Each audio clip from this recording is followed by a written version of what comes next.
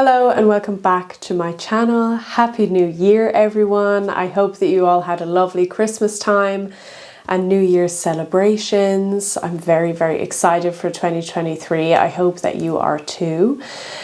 Lots of new channel stuff coming and I'm very excited about it, but today we're going to make a little planty project. So this is kind of a follow-on video from my Sphagnum Moss harvest video. So if you haven't watched that, first go back, watch that, and then come back to this video. So I'm basically going to be, I guess, dealing with the sphagnum moss that I harvested in this video while also creating a new carnivorous plant setup. So I'm very excited about this. It's been on my mind for a long time and I'm finally getting around to it. But before we get into all of that fun stuff, I want to say thank you to Ana Luisa for sponsoring this video. If you watched the previous Sphagnum Moss video, then you will know all about them. But Ana Luisa are a carbon and water neutral and certified climate neutral company, and they make beautiful sustainable jewellery pieces that do not cost the earth. Being a certified climate neutral company, they are held to very high standards, and they ensure that 100% of the emissions from every piece is offset. On top of that, as a company, Ana Luisa support carbon reducing initiatives and conservation projects, including ones that preserve forest areas for sequestering carbon, many other very important and needed projects like those. But their new collection, which I'm very excited to tell you about, uses recycled glass. So this uses 100% certified GRS recycled glass. GRS stands for the Global Recycling Standard and is basically an international standard which verifies that what they say it is actually what it is. So it's certified recycled glass. And for every kilogram of recycled glass used, this displaces the need for the extraction of 1.2 kilograms of raw materials. As well as that, as a leader in climate neutral jewellery, every 10% of recycled glass reduces 5% of carbon emissions, as well as energy savings of 3%. This beautiful new and repurposed sustainable collection comes in 4 pieces, including this wonderful necklace, as well as 2 sets of earrings and a ring. So if you're interested in picking up one of these pieces, you can click the link in the description box, as well as get a 20% off with code AmyAdwan20, which I will put on the screen for you. And thank you so much to Ana Luisa for sponsoring this video. So back to this plant project. I basically have an old aquarium tank that I've just held onto because I wanted to make something out of it. It's very scratched, it's very old, but it's going to be perfect for this project. I also have some of those carnivorous plants that I picked up in a plant haul I did a few months ago, which look absolutely terrible, so they're almost dead. So, you know, but we're going to include them anyways. I feel like I've never really put time into figuring out what is the best way to care for them and really trying hard with them. So this is going to be me trying quite hard. So saying that, I want to put out a little disclaimer. If you are looking for expert advice on how to set up a carnivorous plant terrarium thing, this is not the video for you. I don't know what I'm doing. I'm just having a bit of fun. If you want to follow along, then continue watching. But if you're looking on how to make the perfect setup or even some care tips, this is not really the video. Maybe I will do that in time if I become just the best carnivorous plant grower you've ever seen. We don't know yet. We don't know that. That's in the future, maybe 2023. And if it's a fail, then we can all enjoy this failure and laugh at it together. So with the sphagnum moss that I collected, I included them in those plastic boxes for around a week. I also added some water to them once during the week. I think I only opened the boxes once. And the first section of this video, I'll basically be dealing with that and preparing them for being used in the setup. So don't judge my dirty winter socks, okay? So we have sphagnum moss boxes in here. I'm going to open them up. Basically, all I'm going to do with this is I'm going to check for some bugs. If I have any hitchhikers that I don't really want to put in my tank. But it feels like maybe I don't. to be honest. So this might be a little bit of a tedious process.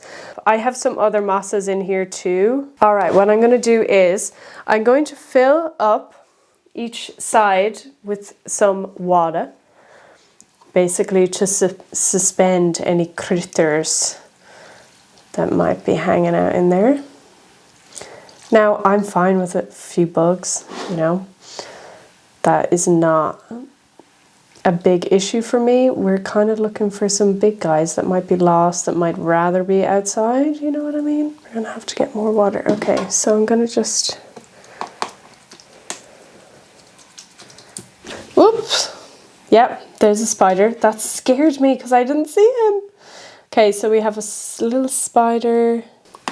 So I did, of course, as like I do for everything, I did look up on YouTube any kind of tips for growing sphagnum moss and also propagating it, because I kind of want to like have new sphagnum moss also growing in the tank if there's space to do so. I don't really know if there will be. You know, because then you can just continuously grow live sphagnum when you need it and not have to collect from the wild, which is obviously better to do. There's a couple of small things, but I don't know what they are. Little water mites and things, which are fine. They can stay. I'm not going to be sifting them out. You know, like I said, I actually haven't grown sphagnum moss inside. So as much as I may know about the ecology and the threats and the issues surrounding their type of habitat in the wild, as far as like growing sphagnum myself, I really don't have any experience. So that's why I kind of wanted to say, like, if you're coming to this video thinking that I'm going to be telling you all of my tips, it's not that kind of video. So that's fine. I don't know where the spider has gone, which is funny. So he's probably gone straight back into my pile, but that's okay. Okay guys, so that's actually taken me around 20 minutes. So I thought I would just go ahead and like do the process and then explain it to you after. So I found the best thing to do is actually to fill up each like tray to the very top. It's better to just fill it up and then wait and then come back and see who's floating at the top. So actually in one of them, this one here, there was like 10-15 ants maybe. And I feel really bad now because I didn't realize, and they're really far away from home. I put them all outside, but anyway. Other than that, I just came across one or two more spiders, and that was kind of it. The ants were the main thing, but they were trying to crawl up through the sphagnum. There might even be one or two left down there. You can kind of see the water moving. But that's good for me. I think I've gotten through most of it. So instead of like pulling it out and checking and stuff, it's actually much faster and more effective to just fill it up and completely submerge. So anything that can't really live in water will try to find its way up. So that's what I've done. And like any leaves and stuff like that, I can just take out as I go along, and I might find a couple more ants or whatever. But yeah, so that's that. That's that process done. So I'm going to start on the tank now, I think. So this is the tank. As I said, it's quite bashed up and scratched. I've just left these things in here because I've been waiting for a chance that I could do this project. So I'm going to take these out and clean it before I start. But just to show you what I have this kind of wooden piece for an aquarium. So totally fine to be submerged. I've had this for years and years and years. That was actually in my turtle tank, but she recently injured herself off it, even though she's had this her entire life.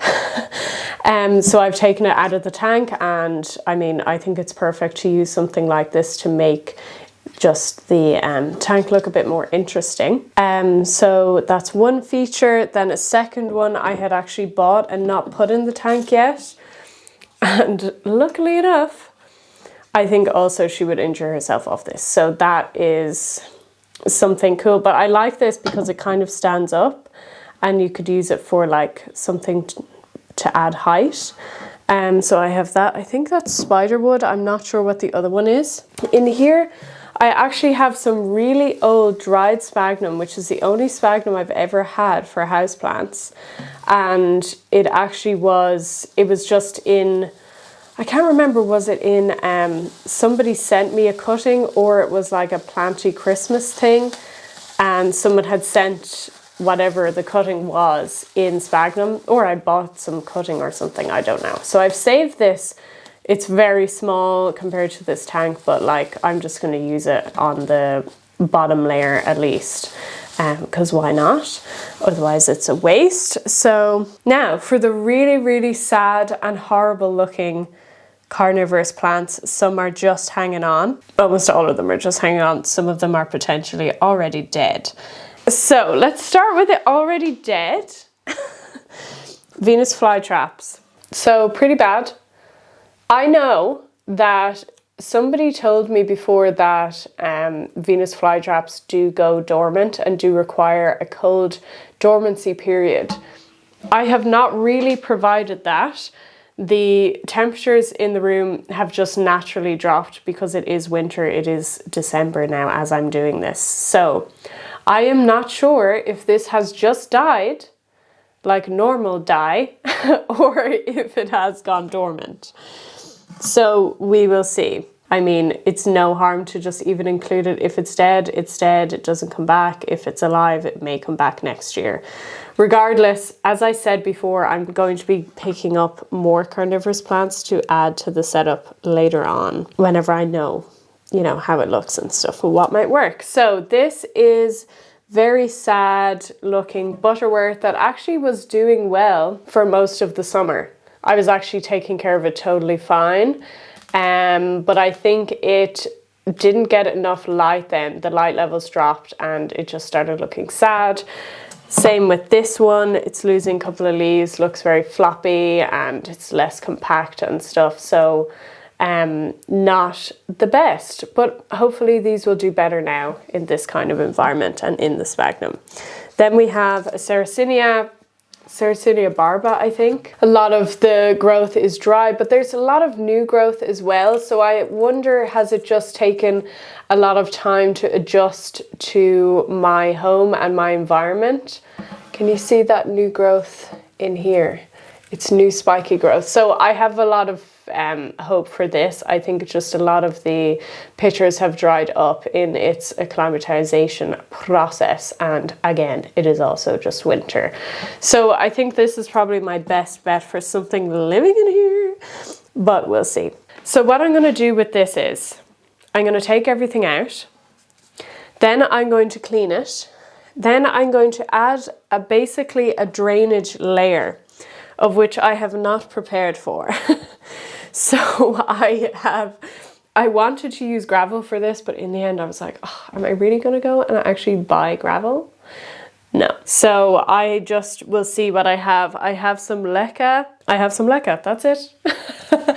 And I have a very small amount of it, so I'm not even sure if it's going to cover the full bottom. But we're going to have something like that, which will be less than ideal.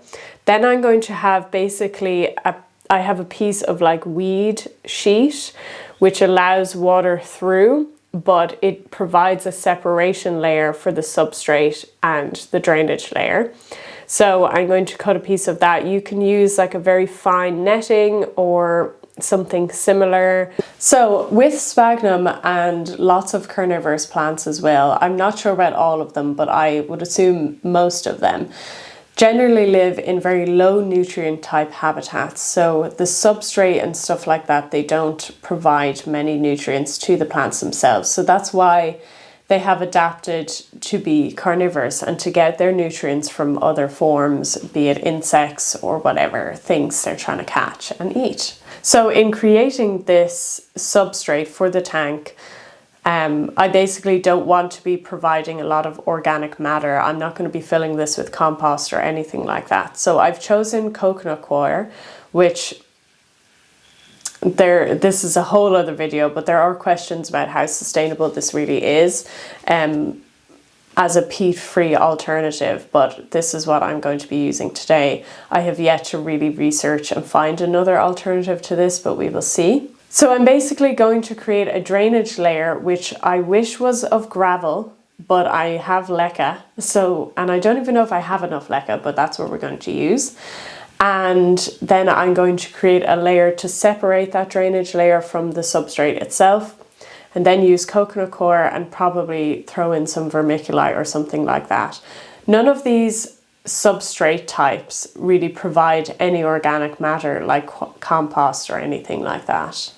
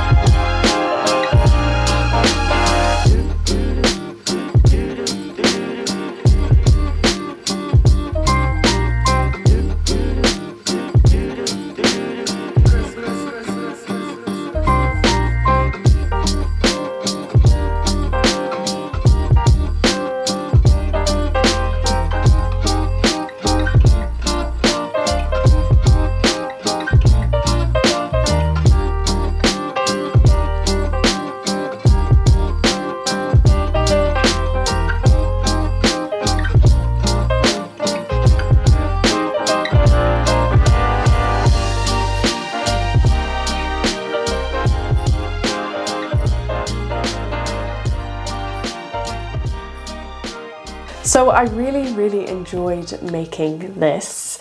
It's very kind of like a mindful, subconscious type of a project that just lets you kind of zone in to what you're doing, which is really nice and relaxing. And I'm very pleased with how it turned out. It turned out better than I thought it would.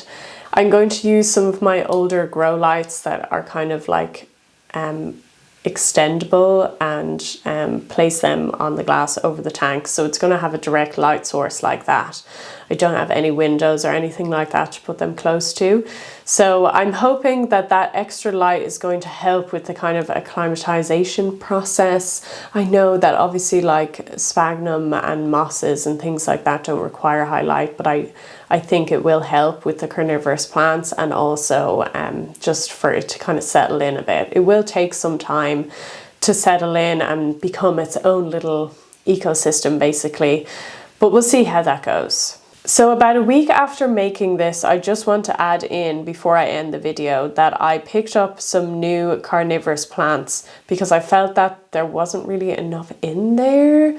So I picked up a new Sarracenia. I don't know what species actually either of them are. If you do know, please let me know down below.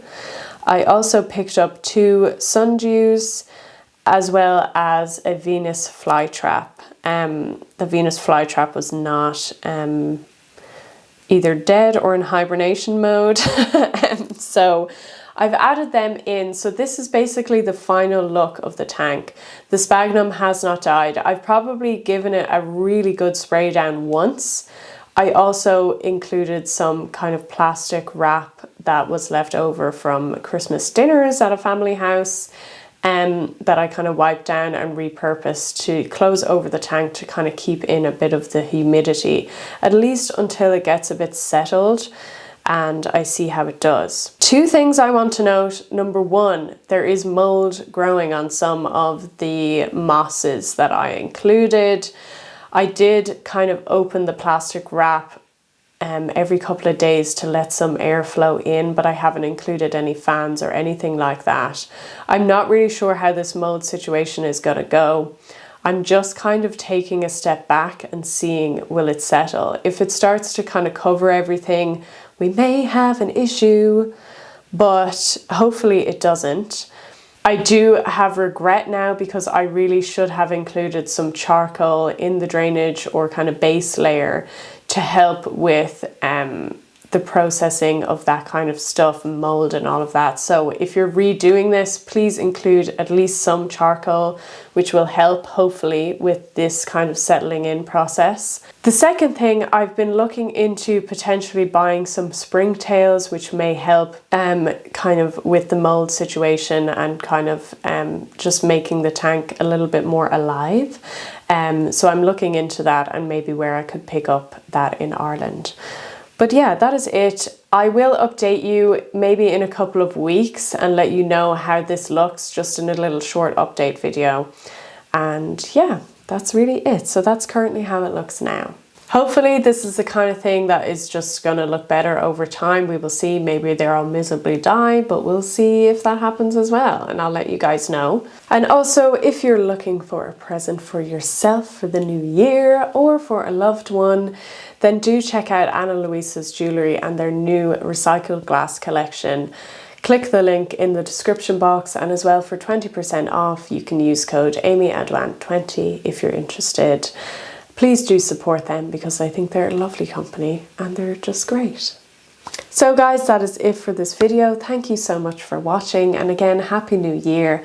I'm really looking forward to some upcoming videos and getting a bit more organized with the channel, so I hope that you are too. I will see you again very soon with a new video. Take care. Bye.